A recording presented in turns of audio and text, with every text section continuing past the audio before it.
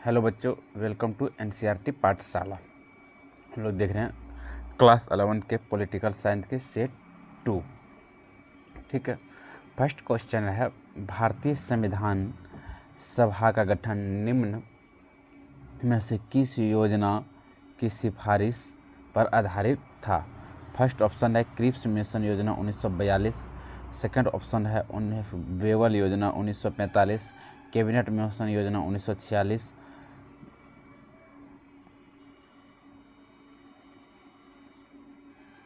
Fourth option है mount batten योजना 1947। तो भारतीय संविधान सभा का जो गठन हुआ था वो किस योजना की सिफारिश पर हुआ था?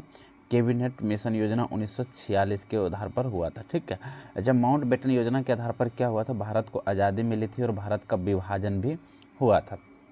बढ़ते हम लोग नेक्स्ट क्वेश्चन की ओर। क्वेश्चन नंबर 2 है, किसने कहा कि संविधान के बिना कोई राज्य नहीं हो सकता है? यानी कि संविधान के बिना जो है कोई राज्य नहीं हो सकता। यह कथन किसका था? यह कथन दो व्यक्ति ने कहा था। एक व्यक्ति आपका डॉक्टर भीमराव अंबेडकर थे और दूसरे व्यक्ति जो थे वो कौन थे? दूसरा व्यक्ति आपका लॉस्की हुआ करता था। ठीक है, इन्होंने कहा था कि संविधान के बिना कोई राज्य नहीं हो सकता है। क्वेश्चन नंबर 3, भारतीय संविधान की प्रस्तावना के अनुसार भारत की सर्वोच्च सत्ता किसमें निहित है? ठीक है, जनता, संसद, प्रधानमंत्री, राष्ट्रपति। तो भारतीय संविधान का प्रस्तावना अब जब पढ़ेंगे आप लोग तो उसमें लिखा है साफ साफ कि भारतीय संविधान के उसमें किसके भारत है? जनता में निहित है। ठीक है, यानी कि सर्वोच्च शक्ति किसके पास निहित है? जनता में। नेक्स्ट क्वेश्चन है, किसने कहा कि संवैधानिक उपचारों का मौलिक अधिकार भारतीय संविधान का अंतर आत्मा है? ठीक, संवैधानिक उपचारों का जो अधिकार है वो अनुच्छेद किससे संबंधित है? 32 से संबंधित है। और किसने कहा था कि इसको अंतर आत्मा कहा जाता है? डॉक्टर भीमराव अंबेडकर ने कहा था। इनका ऑप्शन नंबर बी क्या हो जाएंगे? आपका सही हो जाएंगे। ठीक है, बढ़ते हम लोग क्वेश्चन नंबर 5 की ओर।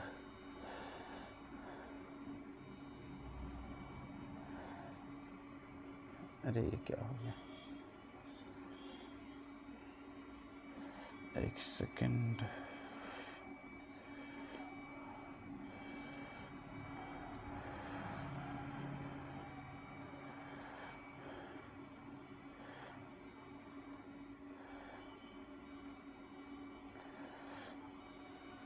क्वेश्चन नंबर 5,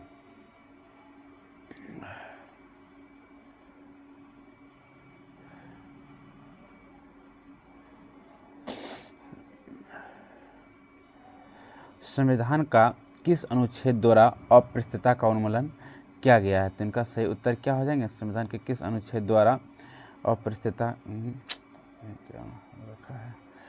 संविधान के किस अनुच्छेद द्वारा अप्रस्तुतता का उन्मूलन किया गया है? यानी कि छुआछूत का उन्मूलन किस अनुच्छेद में किया गया? अनुच्छेद 17 में। ठीक, क्वेश्चन नंबर 6 बोल रहा है, संविधान के किन प्रावधानों को न्याय योग्य नहीं माना गया है? फर्स्ट ऑप्शन है मौलिक अधिकार, सेकंड ऑप्शन है राज्य के नीति निर्देशक सिद्धांत, थर्ड ऑप्शन है कानूनी अधिकार और फोर्थ ऑप्शन है मौलिक अधिकार व मौलिक कर्तव्य। तो संविधान के किन प्रावधानों को न्याय योग्य नहीं माना गया है? राज्य के नीति निर्देशक सिद्धांत को। बढ़ते नेक्स्ट क्वेश्चन के नंबर क्वेश्चन नंबर 7 बोल रहा है, राष्ट्रपति के संवैधानिक स्थिति क्या है?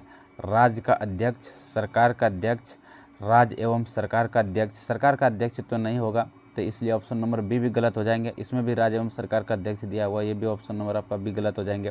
तो राष्ट्रपति की संवैधानिक स्थिति क्या है? ऑप्शन नंबर ए आपका सही हो जाएंगे। ठीक है, चलिए बढ़ते हम क्वेश्चन नंबर 8 की ओर। निम्नलिखित में से कौन, क्वेश्चन नंबर 8 है, निम्नलिखित में से कौन भारतीय प्रधानमंत्री अपने कार्यकाल में लोकसभा का सदस्य नहीं रहा? फर्स्ट ऑप्शन है चौधरी चरण सिंह, सेकंड ऑप्शन है नरसिम्हा राव, थर्ड ऑप्शन है एच.डी. देवगौड़ा, फोर्थ ऑप्शन है मनमोहन सिंह।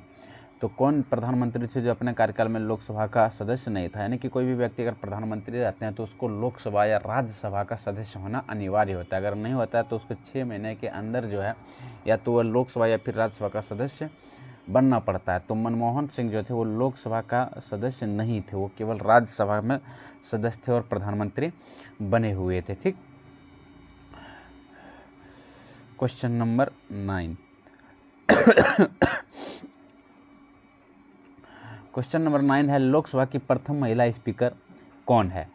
लोकसभा का प्रथम महिला स्पीकर कौन थे? मीरा कुमारी। ठीक, ऑप्शन नंबर बी इनका सही उत्तर हो जाएगा। क्वेश्चन नंबर 10, राज्यसभा में निर्वाचित सदस्यों की अधिकतम संख्या कितनी हो सकती है? बोल रहा कि राज्यसभा में निर्वाचित सदस्य, राज्यसभा में कुल अधिकतम संख्या कितना हो सकता है? 250। ठीक है, 250 अधिकतम संख्या हो सकते हैं, जिसमें 2 से 12 क्या होते हैं? मनोनीत होते हैं। तो निर्वाचित कितना हो जाएंगे? 12 मनोनीत हो गया, 12 माइनस कर देंगे तो निर्वाचित कितना हो जाएंगे? 238। ठीक, अब इसमें ऑप्शन ही आपका 238 नहीं दे रखा है। राज्यसभा निर्वाचित सदस्यों की अधिकतम संख्या क्या हो जाएंगे? इसमें आपका ऑप्शन जो है मॉडल सेट ऑप्शन 239 मार रखा है।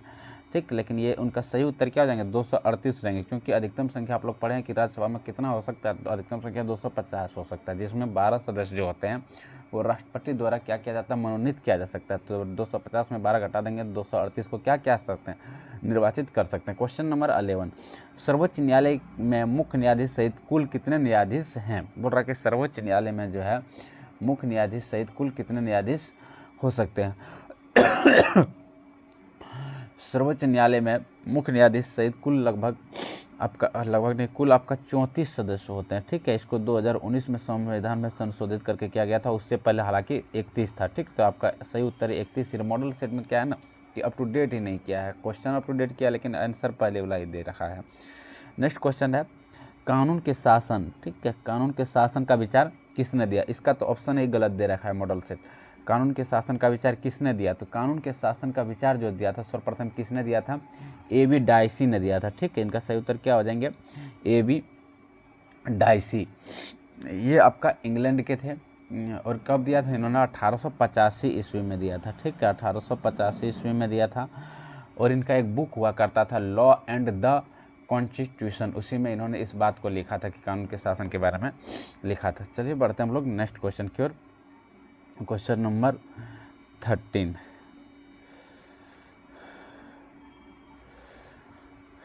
बोल रहा क्वेश्चन नंबर 13, संद सूची में कुल कितने विषय दिए गए हैं? इसमें भी हालांकि पहले वाला ये आंसर ये दे रखा है, संद सूची में कुल कितने विषय हैं? अभी वर्तमान में 100 है, लेकिन ये आंसर क्या दे रखा है? 97। ठीक है, क्योंकि पहले 97 विषय से 3 विषय और ऐड हो गए हैं। क्वेश्चन नंबर 14, भारतीय संविधानात्मक व्यवस्था में अवशिष्ट शक्तियाँ किसके पास है? अवशिष्ट शक्तियाँ मतलब भारत में 3 सूचियाँ हैं। समवर्ती सूची जिसमें राज्य और केंद्र दोनों मिलकर कानून बनाते हैं, संघ सूची जिसमें केवल केंद्र कानून बनाते हैं, राज्य सूची जिसमें केवल राज्य सूची कानून बनाता है। लेकिन इसके अलावा भी अगर कोई चीज़ बच जाता है तो उनकी शक्तियाँ किसके पास रहता है? यानी कि अगर कोई नया चीज़ के मुद्दे आ जाते हैं तो उनकी जो शक्तियाँ होता है वो किनके पास होता है? संसद के पास होते हैं। ठीक है, चलिए क्वेश्चन नंबर 15 देखते हैं। भारत में निम्नलिखित में से किसके अंतर्गत पंचायती राज प्रणाली की व्यवस्था की गई है? तो किसके अंतर्गत किया गया है पंचायती राज प्रणाली की व्यवस्था? राज्य के नीति निर्देशक सिद्धांत के तत्व के किया गया है। ठीक है, राज्य का नीति निर्देशक सिद्धांत किससे संबंधित है? भाग 4 से संबंधित है। और ये अनुच्छेद कहाँ से कहाँ तक संबंधित है? 31 नहीं, आपका 36 से 51 तक है। ठीक है, 36 से 51 तक। और ये जो आपका है पंचायती राज प्रणाली की अनुच्छेद कितने में बात किया गया है? अनुच्छेद 40 में इसकी बातें कहा गया है। तो इनका सही उत्तर क्या हो जाएगा? ऑप्शन नंबर सी। भारत में निम्नलिखित में से किसके अंतर्गत पंचायती राज प्रणाली की व्यवस्था किया गया है? राज्य के नीति निर्देशक तत्वों के अंतर्गत किया गया है। चलिए बढ़ते हैं हम लोग क्वेश्चन नंबर 16 की ओर। ये आपका मॉडल सेट है। थोड़ा सा खांसी हो रखा है, आप लोग एडजस्ट करेंगे। क्वेश्चन नंबर 16 है, राज्य के चुनाव आयुक्त की नियुक्ति कौन करता है? बोल रहा है राज्य का चुनाव आयुक्त की जो है नियुक्ति कौन करता है? तो राज्य के चुनाव आयुक्त की नियुक्ति कौन करता है? राष्ट्रपति करते हैं, प्रधानमंत्री करते हैं, राज्यपाल करते हैं, भारत का मुख्य चुनाव आयुक्त करते हैं। ठीक है, प्रधानमंत्री तो नहीं करते हैं और न ही भारत का मुख्य चुनाव आयुक्त करते हैं। ठीक, तो इनमें 2 ऑप्शन बच गया आपका, एक राष्ट्रपति, दूसरा राज्यपाल। तो राज्य के चुनाव आयुक्त की नियुक्ति कौन करते हैं?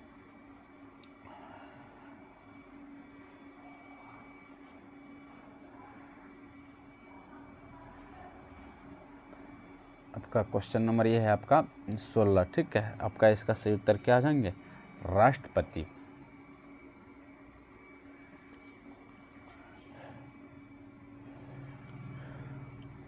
चलिए बढ़ते हैं हम लोग नेक्स्ट क्वेश्चन। क्वेश्चन नंबर 17 भारतीय संविधान की संशोधन की प्रक्रिया किस देश का प्रभाव है, यानी कि बोल रहे भारतीय संविधान में जो है संशोधन की प्रक्रिया जो है किस देश से लिया गया। फर्स्ट ऑप्शन है कनाडा, सेकंड ऑप्शन है ऑस्ट्रेलिया, थर्ड ऑप्शन है ब्रिटेन, फोर्थ ऑप्शन है दक्षिण अफ्रीका। तो भारतीय संविधान में संशोधन की प्रक्रिया किस देश से लिया गया है, तो आपका ये दक्षिण अफ्रीका से लिया गया है कि भारत के संविधान में संशोधन किया जा सकता है। इसका प्रावधान कहाँ से लिया गया, दक्षिण अफ्रीका से। नेक्स्ट क्वेश्चन है कल्याणकारी राज्य की संकल्पना का समावेश भारत के संविधान में है, किसमें है, मौलिक अधिकार में है, मौलिक कर्तव्य में है, प्रस्तावना में है, राज्य के नीति निर्देशक तत्व में है। तो कल्याणकारी राज्य की संकल्पना जो है किसमें किया गया है, राज्य का नीति निर्देशक तत्व में किया गया और ये किससे संबंधित है, भाग 4 से। ठीक है, अनुच्छेद कहाँ से, 36 से 51 तक। नेक्स्ट क्वेश्चन है क्वेश्चन नंबर 19, निम्नलिखित में से कौन ऑन लिबर्टी पुस्तक के लेखक हैं। तो ऑन लिबर्टी पुस्तक के लेखक कौन है, जॉन स्टुअर्ट मिल। ठीक है, 1859 ईस्वी में लिखा था, यानी कि J.S. मिल जो है ऑन लिबर्टी के आपके पुस्तक हैं। इन्होंने ये पुस्तक कब लिखा था, 1859 ईस्वी में प्रकाशित किया गया था। ठीक है, चलिए क्वेश्चन नंबर 19 हो गया। क्वेश्चन नंबर 20 की ओर हम लोग बढ़ते हैं। ठीक है, क्वेश्चन नंबर 20 है राजनीतिक विज्ञान का आरंभ और अंत राज्य के साथ होता है। यह कथन किसने कहा था कि राजनीतिक विज्ञान का जो है आरंभ और अंत जो है वो किसके साथ होता है, राज्य के साथ होता है। यह किनका कथन था, ये कथन गार्नर का था। ठीक, हार्वर्ड गार्नर ने यह कथन कहा था कि राजनीतिक विज्ञान का आरंभ और अंत जो है राज्य के साथ ही होता था। किसने कहा था, गार्नर ने। नेक्स्ट क्वेश्चन 21 नंबर में, रिपब्लिक पुस्तक किसने लिखी है, पिछले सेट में भी थे, रिपब्लिक पुस्तक किसने लिखा था, प्लेटो ने। नेक्स्ट क्वेश्चन है 22 नंबर, मनुष्य स्वतंत्र रूप से जन्म लेता है लेकिन हर जगह वह बंधनों में जकड़ा होता है। किसने कहा था, ये क्वेश्चन बहुत इंपॉर्टेंट है। कथन वाला, मनुष्य स्वतंत्र रूप से जन्म लेता है लेकिन हर जगह वह बंधनों में जकड़ा होता है। यह कथन किनका है, ये कथन रूसो का है। ठीक है, इसको हम कई बार बताए थे, मनुष्य स्वतंत्र रूप से जन्म लेता है लेकिन हर जगह वो बंधनों में जकड़ा होता है। ये किसने कहा था, रूसो। क्वेश्चन नंबर 23, निम्न में से कौन राजनीतिक स्वतंत्रता नहीं है। बोल रहा कि इसमें जो है राजनीतिक की बातें नहीं हो रहा है। वोट देना बिल्कुल राजनीतिक बात है, आजीविका पाना चलो देख लेते हैं, चुनाव में भाग लेना ये भी राजनीतिक बात है, सरकार का संवैधानिक तरीकों से बदलना, संवैधानिक तरीकों से बदलना ये भी क्या है, राजनीतिक बात है। तो इसमें बोल रहा नहीं है, निगेटिव का आंसर निगेटिव हो जाएगा। तो इनका सही उत्तर क्या हो जाएगा, ऑप्शन नंबर बी, आजीविका पाना जो है वो राजनीतिक स्वतंत्रता नहीं है। ठीक, चलिए क्वेश्चन नंबर हम लोग 24 देखते हैं। 24 में बोल रहा प्राचीन युग में राज्य का रूप था नगर राज्य, साम्राज्य, राष्ट्र राज्य, इनमें से कोई नहीं। अगर हालांकि हम क्वेश्चन सेट करते तो देते उपरोक्त तो दोनों, क्योंकि प्राचीन युग में राज्य का रूप जो था वो दोनों था, नगर राज्य भी था और साम्राज्य भी हुआ करता था इनका। लेकिन हालांकि सही उत्तर इनका दे रखा है नगर राज्य। ठीक है, प्राचीन युग में राज्य का क्या रूप था, नगर राज्य हुआ करता था। चलिए क्वेश्चन नंबर आपका 25।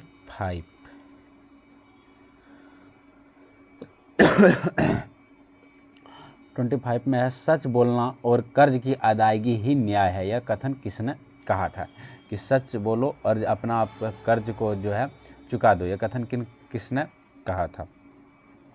25 नंबर क्वेश्चन, इनका सही उत्तर क्या देंगे। फर्स्ट ऑप्शन है सेफलेस, सेकंड ऑप्शन है प्लेटो, थर्ड ऑप्शन है अरस्तु, फोर्थ ऑप्शन है बेंथम। तो ये बात प्लेटो ने कहा था। ठीक है, किसने कहा था, प्लेटो ने कहा था। क्वेश्चन नंबर 26 बोल रहा निम्न में से कौन राष्ट्रपति के निर्वाचन में तो मतदान नहीं करते। बोल रहा है कि कौन ऐसे व्यक्ति हैं जो राष्ट्रपति का जब चयन किया जाता है तो उसमें मतदान नहीं करता है, किंतु उपराष्ट्रपति का जब निर्वाचन होता है तो उसमें मतदान वो करते हैं। तो फर्स्ट ऑप्शन राज्य के विधान परिषद के सदस्य, संसद के मनोनीत सदस्य या उपरोक्त दोनों। ठीक है, इसमें कौन है, संसद के जो मनोनीत सदस्य होते हैं वो क्या करते हैं, राष्ट्रपति के चयन में मतदान नहीं करते हैं, लेकिन जब उपराष्ट्रपति का चयन होता है तो उस समय ये मनोनीत अपना मतदान करते हैं। कौन, संसद के मनोनीत सदस्य। क्वेश्चन नंबर 27, जब हम स्वयं पर शासन करना सीखते हैं तभी स्वराज है। किसका कथन था, बहुत इंपॉर्टेंट कथन है। 27 नंबर बोल रहा है जब हम स्वयं पर शासन करना सीखते हैं तभी स्वराज है। किसका कथन था, फर्स्ट ऑप्शन है इंदिरा गांधी, सेकंड ऑप्शन है J.S. मिल, थर्ड ऑप्शन है महात्मा गांधी, फोर्थ ऑप्शन है अरस्तु। ठीक है, बोल रहा जब हम स्वयं पर शासन करना सीखते हैं तभी स्वराज है। किसका कथन था, option number C, Mahatma Gandhi. Question number 28।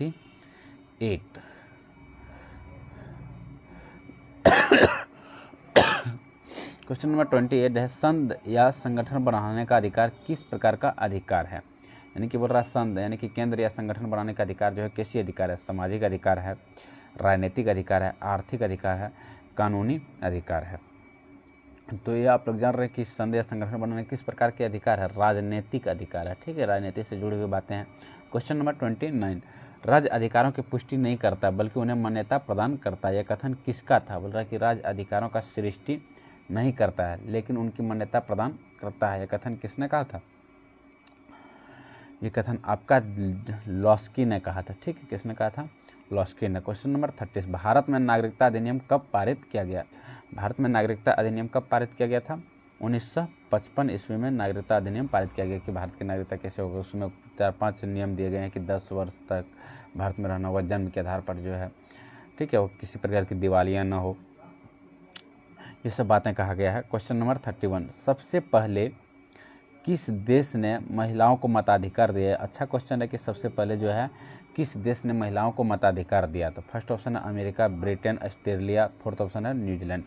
तो सबसे पहले किस देश ने महिलाओं को मताधिकार दिया था? न्यूजीलैंड। ठीक है, अच्छा कब दिया था न्यूजीलैंड ने महिलाओं को मताधिकार? 1893 ईस्वी में दिया था। ठीक, चलिए बढ़ते हैं हम लोग नेक्स्ट क्वेश्चन की ओर।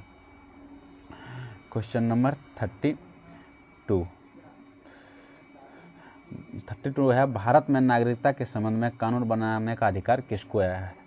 इसका हम पिछले क्लास में भी जिक्र किए थे कि कानून बनाने का अधिकार जो है वो केवल और केवल किसको, चाहे नागरिकता रहे, मौलिक अधिकार रहे, कहीं भी रहे, अगर वो संविधान में संशोधन करना चाहे, कानून बनाना चाहे तो वो किसको है? संसद को। संसद में 2 भागें हो जाता है, एक लोकसभा और राज्यसभा। ठीक, लोकसभा और राज्यसभा।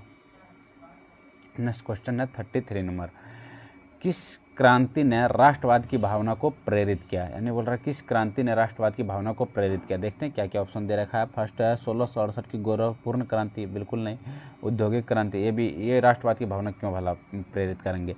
ऑप्शन नंबर सी है 1789 की फ्रांसीसी क्रांति, बिल्कुल सही उत्तर हो जाएंगे। 1789 की फ्रांसीसी क्रांति, यहीं से देश के लिए राष्ट्रवाद की भावना को प्रेरित किया गया था। ठीक, क्वेश्चन नंबर 34 है, किस वर्ष भारतीय संविधान की प्रस्तावना में पंथ निरपेक्षता शब्द को जोड़ा गया? कब जोड़ा गया था पंथ निरपेक्षता शब्द को?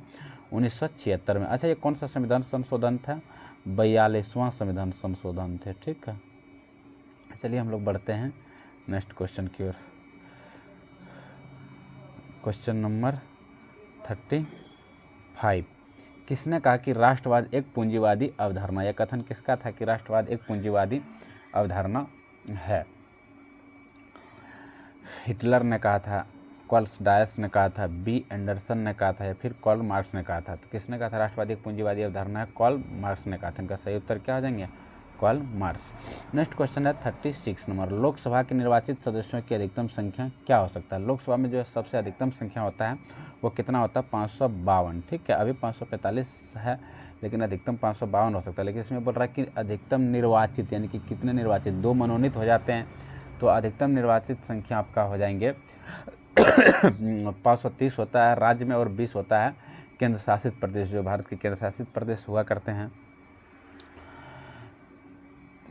तो इसमें आपका लगभग हो जाएंगे आपका 550, यानी कि अधिकतम हो सकता है। ठीक है, लेकिन अभी जो है 543 सीट पर ही क्या होते हैं? निर्वाचित होते हैं, क्योंकि कुल संख्या कितना है? 545 है। ठीक है, 2 सदस्य जो होते हैं वो राष्ट्रपति द्वारा क्या किया जाता है? मनोनीत किया जाता है। चलिए बढ़ते हैं क्वेश्चन नंबर 37। बोल रहा है संविधान की 11वीं अनुसूची में पंचायत के अधिकार क्षेत्र में आने वाले कितने विषयों का उल्लेख किया गया है? 11वीं अनुसूची को कब जोड़ा गया था? 1992 में जोड़ा गया था। और कब? 73वें संविधान संशोधन द्वारा। और इसमें कितने विषयों का उल्लेख किया गया है? 29 विषयों का उल्लेख किया गया है। नेक्स्ट क्वेश्चन है 38 नंबर, फ्रांसीसी क्रांति का नारा था स्वतंत्रता, समानता, भाईचारा। तो फ्रांसीसी क्रांति का तीनों नारा था, स्वतंत्रता भी, समानता भी और भाईचारा। तो ऑप्शन नंबर 4 क्या हो जाएगा? सही, इनमें सभी। ठीक, ये आपका आ गया 39 नंबर क्वेश्चन, किस देश के संविधान को शांति संविधान कहते हैं? फर्स्ट ऑप्शन है भारत, जापान, अमेरिका, ब्रिटेन। बोल रहा है किस देश के संविधान को शांति संविधान कहा जाता है। ठीक है, मॉडल सेट में ऑप्शन दे रखा है भारत, जो कि भारत नहीं होगा। ठीक है, किस देश को शांति संविधान कहा गया है? जापान के संविधान को, क्योंकि जापान का संविधान में अभी किसी प्रकार का बहुत ज़्यादा बदलाव नहीं हुआ है, बहुत शांति से जिस प्रकार संविधान बना दिया गया है उसी प्रकार चल रहा है। और उनके संविधान का अनुच्छेद 9 में ये भी बातें कहा गया है कि आप युद्ध को त्याग दें। ठीक है, यानी कि वहाँ की जो जनता है, अगर जापान युद्ध चाहता तो जनता अनुच्छेद 9 के द्वारा मांग कर सकते हैं कि आप युद्ध को क्या करें? त्याग करें। ठीक, question number 40 and last question. अगर आप लोग पूरी वीडियो को देखें और अभी तक आप लाइक नहीं किए तो एक लाइक जरूर कर देंगे। ठीक है, साथ ही चैनल को सब्सक्राइब भी कर लेंगे ताकि जब नेक्स्ट वीडियो हम डालें तो आपके पास नोटिफिकेशन पहुंच सके और आप वीडियो को देख पाएँ। क्वेश्चन नंबर 40 है, विकास की वैकल्पिक अवधारणा कौन है? यानी कि बोल रहे कि विकास का वैकल्पिक अवधारणा कौन है? लोगों की खुशहाली, सरकार की भलाई। सरकार का भलाई जो है इसके बारे में विकास की बातें नहीं करता। विकास होता है परिवर्तनशील के साथ वृद्धि करना। ठीक है, पूंजीपतियों का लाभ ये भी नहीं होगा। तो इनका सही उत्तर क्या हो जाएगा? लोगों की खुशहाली। ठीक है, तब मिलते हैं हम लोग नेक्स्ट वीडियो में। तब तक खुश रहिए, मस्त रहिए और पढ़ाई में व्यस्त रहिए।